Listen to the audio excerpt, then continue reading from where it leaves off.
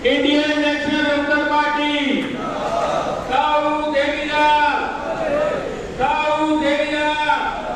चौधरी ओम प्रकाश चौटाला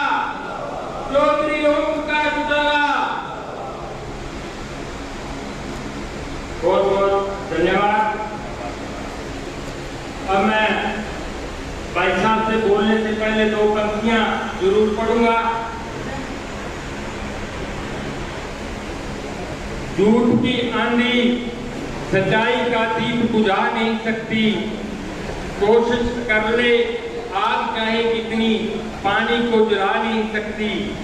झूठ की आंधी सच्चाई का दीप बुझा नहीं सकती, कोशिश कर ले आग कितनी मर्जी पानी को जला नहीं सकती।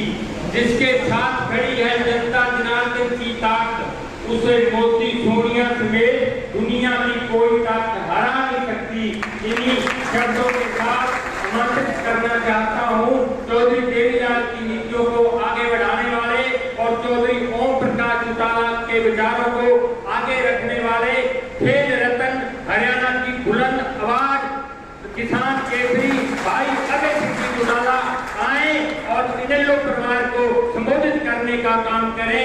ताऊ देवीलाल, चौधरी ओम प्रकाश चौटाला, भाई Abhay Singh Chautala, Indian National Lokdal party. आपका बहुत बहुत धन्यवाद भाई Abhay Singh Chautala.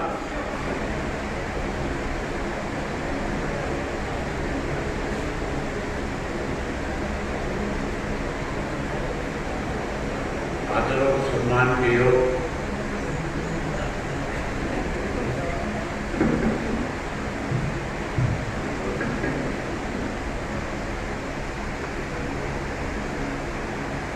Indian National Lokdal party के राष्ट्रीय संगठन सचिव पूर्व गृह मंत्री श्री श्याम सिंह राणा जी, पार्टी के वरिष्ठ नेता पूर्व गृह मंत्री चौधरी भागीराम जी, जिला के अध्यक्ष सरदार कश्मीर सिंह जी, हल्का के अध्यक्ष चौधरी अभय सिंह खोड़ जी, शहरी अध्यक्ष डॉक्टर विनोद गोदारा जी, हमारे बीच में कुरुक्षेत्र से चल करके आई अंतर्राष्ट्रीय खिलाड़ी श्रीमती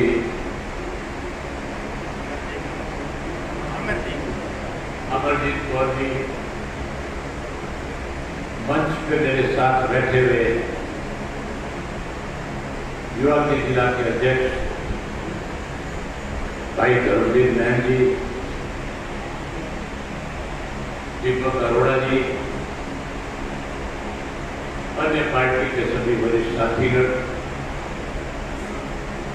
आज के इस सम्मेलन में आए हुए आदरणीय बुजुर्गों, नौजवान साथियों, पत्रकार छायाकार दोस्तों, मेरे से पहले जो वक्ता थे, बोलने वाले थे, उन्होंने आपके बीच में आज के हालात में खुल करके चर्चा करी, एक एक बात आपके सामने रखी और विशेष रूप से इस बात पे आपसे खुल करके बताया कि अब इलाहाबाद में उपचुनाव होने जा रहा है। 30 तारीख को उपचुनाव होगा। लोग तो इस उपचुनाव के बारे में पता नहीं किस तरह की चर्चा करेंगे, लेकिन मैं जो समझता हूं, ये जो चुनाव है ना तो मेरा है, ना ये चुनाव जो है कोई कांग्रेस का है ना बीजेपी का।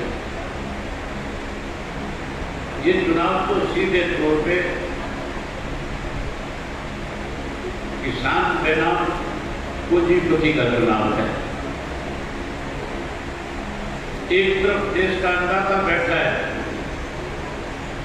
जो पिछले 10 महीने से लगातार इस देश की सरकार के खिलाफ एक बड़ा आंदोलन चला रहा है। न केवल आंदोलन चला रहा है, बल्कि इस आंदोलन में अब तक 700 से ज्यादा लोगों ने अपनी शहादत दे दी। 700 से ज्यादा लोग अब तक शहीद हो चुके हैं। और पिछले दिनों तो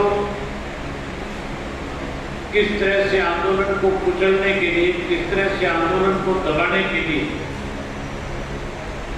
लखीमपुर में जो हुआ, आप सबने उसको देखा था कि केंद्र के एक गृह राज्य मंत्री के बेटे ने किसान जो अपना शांतिप्रिय ढंग से शांति के साथ उनके कार्यक्रम का विरोध कर रहे थे,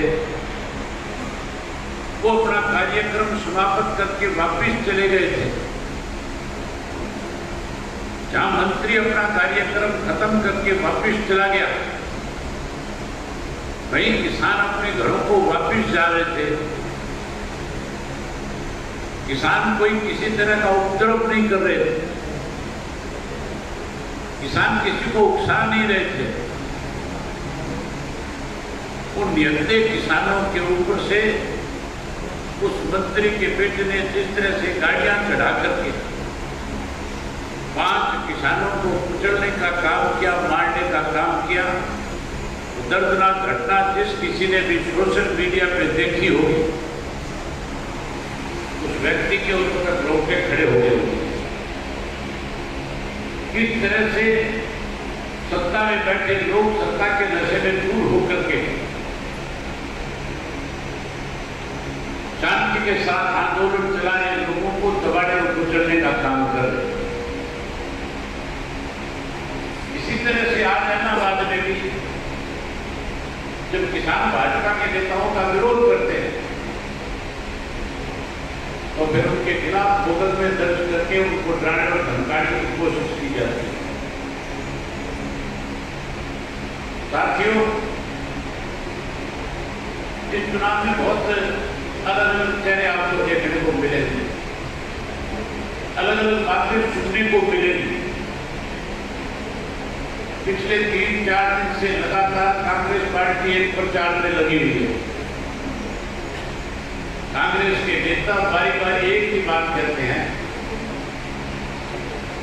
कि अभय सिंह ने इस्तीफा दिया था और इस्तीफा देते दिन ये कहा था कि मैं तब तक इस विधानसभा में नहीं आऊंगा जब तक कि किसी के दिनों काले कानून खत्म नहीं हो जाए। केवल लोगों को बरगलाने के लिए इस किस्म की बात कही जाए। मैंने जिस दिन विधानसभा से इस्तीफा दिया था,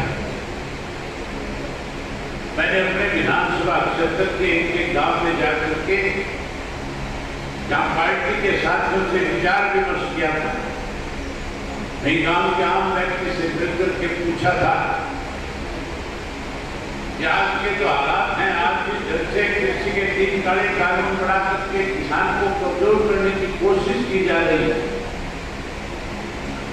आज इस किसान आंदोलन को कहीं कमजोर करने के लिए षड्यंत्र रचे जा रहे हैं।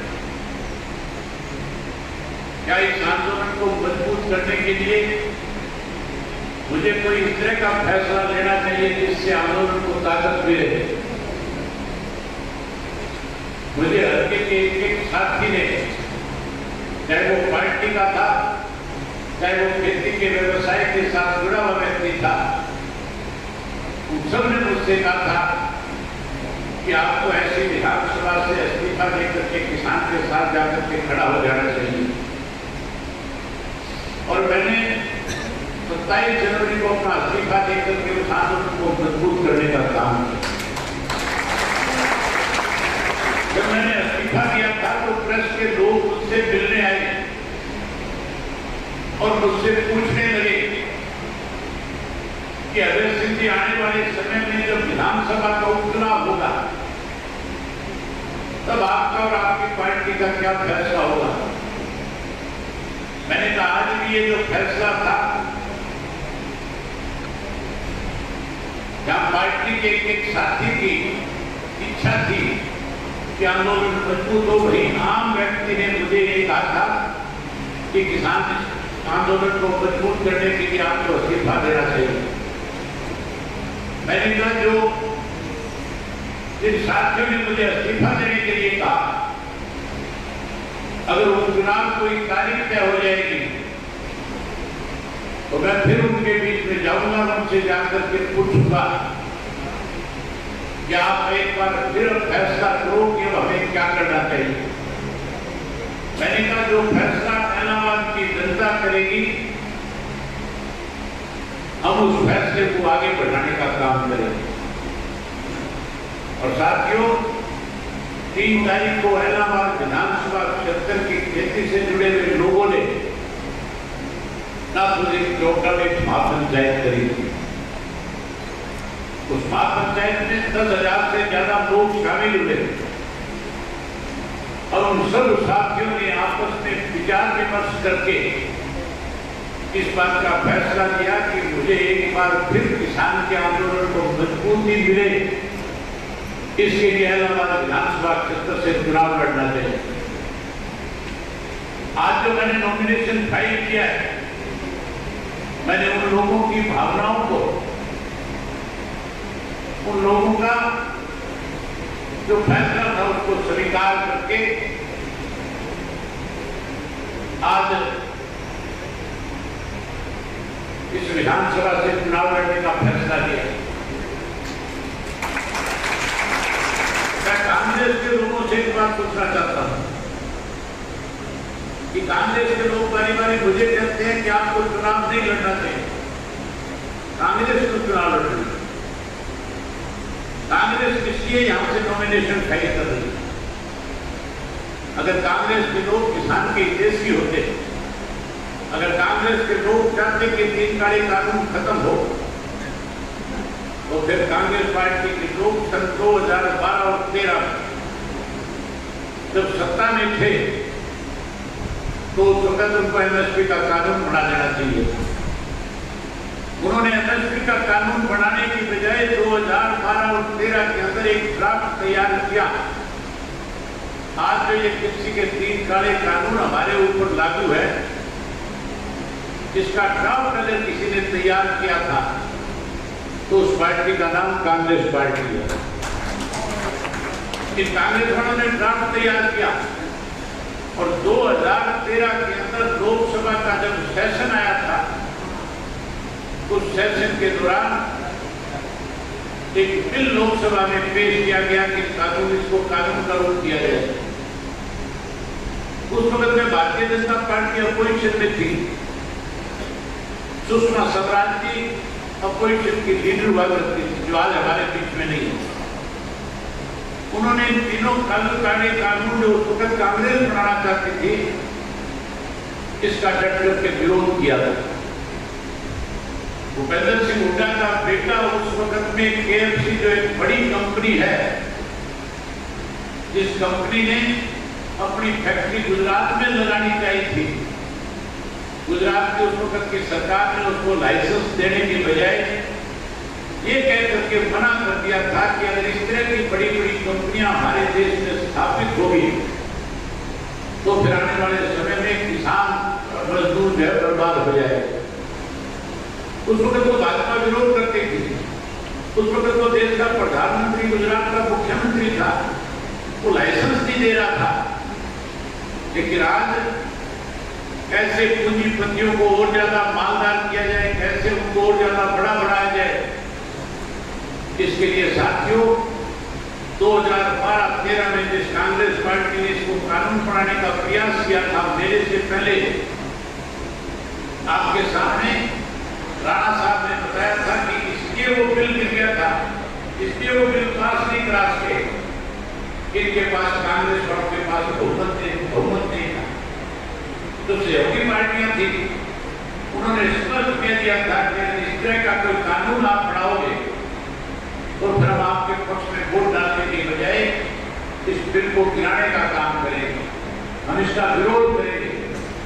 अगर बिल गिर जाता तो फिर सरकार गिर जानी थी, इसलिए उसको वापिस स्टैंडिंग कमेटी के पास भेजने का काम किया, ठंडे बस्ते में डालने का काम। और भारतीय जनता पार्टी के पास जैसे हुकूमत की सत्ता बढ़ी, उन्होंने तुरंत इन काले तीन कानूनों को इस देश के अंदर अध्यादेश जाकर के और कानून बनाने का काम किया। जितनी दोषियां बीजेपी है इसके लिए, कांग्रेस पार्टी के उतनी दोषी है।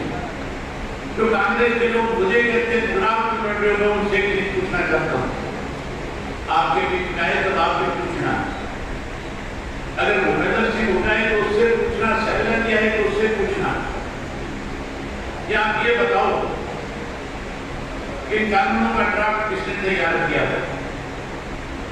फिर उनसे पूछना कि अगर आप किसानों के इतने बड़े हितैषी हैं तो फिर 10 महीने से आंदोलन चल रहा है, आपकी पार्टी ने इस आंदोलन के लिए ये जो अंदाजा है, जो किसान जो है, इनके बीच में कहां जाकर के समर्थन दिया, अखबारों में बयान दिए, लेकिन एक दिन ना टीकरी के बॉर्डर पे गए और ना एक दिन सीबू के बॉर्डर पे इनमें से कोई गया, ना इनमें से कोई एक दिन किसी टोल पे गया और ना इनमें से किसी एक ने एक दिन किसी धरने में जाकर के इसका समर्थन किया। इंडियन नेशनल लोकदल पार्टी ने तो जैसे ये कानून बनाया गया, जैसे अध्यादेश लाया गया, अगर सबसे पहले किसी राजनीतिक दल ने 3 काले कानूनों का विरोध किया, वो पार्टी आपकी अपनी इंडियन नेशनल लोकदल पार्टी है। आज भी अगर कोई सबसे ज्यादा मजबूती के साथ इन किसानों के साथ इस आंदोलन का हिस्सा है, तो केवल और केवल इंडियन नेशनल लोकदल पार्टी है।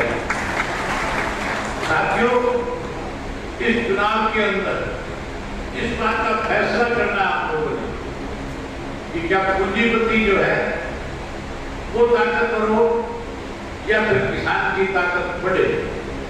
अगर मेरे पक्ष में वोट डालोगे तो फिर किसान को और बड़ी ज्यादा ताकत मिलने का काम होगा। अगर किसी दूसरे का दाव मिल गया तो फिर मान के चलो इन पूंजीपतियों को कहीं ना कहीं ताकत मिलेगी। इसलिए लड़ाई किसान पे ना अंबानी और अडानी है। आप जानते हो कि अंबानी और अडानी की नाक रगड़ी जाए तो फिर एक वो रहने के किसान पे लगा करके पूरे देश में एक नया संदेश देना कि हरियाणा प्रदेश का किसान है, इलाहाबाद का किसान जो कृषि के सीधे काले कानूनों के खिलाफ अपना वोट देकर के वोट लगा करके देश की केंद्र की सरकार को बताना चाहता है कि आपका लिया हुआ फैसला गलत है, ये फैसला तुरंत वापिस हो, एमएसपी का कानून बने और एमएसपी के कानून के तहत किसान की फसल की खरीद हो, मंडियां और बढ़े, इस बात की गारंटी हो। ये सारी चीजें तब होगी जब साथियों आप अपना एक वो किसान के सामने लगा करके अपनी पार्टी को जिताने का काम करोगे। यही बात आपसे करने आया था। आप सबने मेरी बात सुनी, आप सबका बहुत धन्यवाद। जय हिंद, जय हिंद।